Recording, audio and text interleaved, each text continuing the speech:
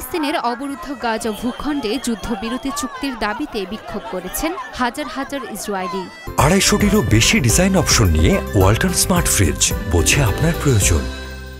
গাজায় আরও 6 বন্দীর নিহত হওয়ার ঘটনায় তার রাস্তায় নেমে আসেন এবং বিক্ষোভে অংশ নেন। এছাড়া ইসরায়েলের প্রধান শ্রমিক ইউনিয়নও গাজায় বন্দী মৃত্যুর ঘটনায় ধর্মঘটের ডাক দিয়েছে।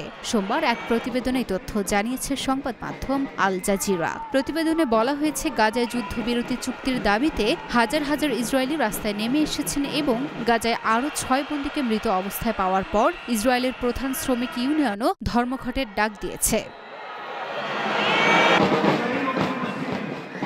বিক্ষোভকারীরা এখন স্লোগান দেন এবং ইসরায়েলের প্রধানমন্ত্রী বেঞ্জামিন নেতানিয়াহুকে ফিলিস্তিনি স্বাধীনতাকামী গোষ্ঠী হামাসের সাথে যুদ্ধবিরতি করে বাকি বন্দীদের দেশে ফিরিয়ে আনার দাবি জানান।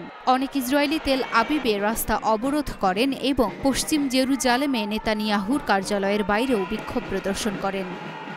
ইসরায়েলের অর্থনৈতিক কেন্দ্র তেল আবিবের পৌর পরিষেবাগুলো সোমবারের এই ধর্মঘটে বন্ধ থাকবে। ইসরায়েলের ম্যানুফ্যাকচারার্স অ্যাসোসিয়েশন বলেছে, তারা এই ধর্মঘটকে সমর্থন করেছে এবং বন্দীদের জীবিত ফিরিয়ে আনতে সরকার তার নৈতিক দায়িত্ব পালনে ব্যর্থ হয়েছে বলেও অভিযোগ করেছে। এদিকে ইসরায়েলের সাবেক প্রধানমন্ত্রী ও বর্তমান বিরোধী দলীয় নেতা ইয়াইর লাপিদও নেতানিয়াহুর বিরুদ্ধে ধর্মঘটের ডাক দিয়েছেন। লুনা ফ্রুসনিপা, ঢাকা পোস্ট।